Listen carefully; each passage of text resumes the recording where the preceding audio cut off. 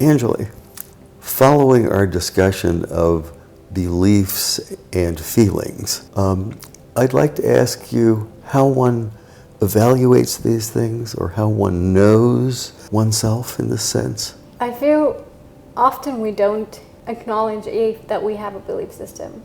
And if we do acknowledge it, then we don't evaluate it at certain times. When you say a belief system, you mean certain feelings we have about ourselves. Yes, like our self-worth, for example, is one. All right, one that's of a them. good one. And often difficult situations present themselves as opportunities to reevaluate that. Otherwise, this never comes up. So, for example, if I'm just going to make this example up. If I was raised with a belief that I'm not worthy of getting married, or if I'm ugly and if I'm not beautiful and I'm never going to get married, and if I keep thinking like that, that's not going to go anywhere. So at one point, and it actually makes you uglier. Exactly. You become what you believe, essentially. You manifest your belief, and that becomes reality.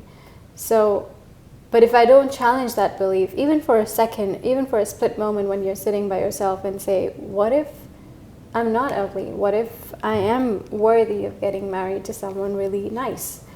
And see where that leads you. Exactly, and see where that leads you. I think that's in many ways the essential part of this exercise, or this chain of thought.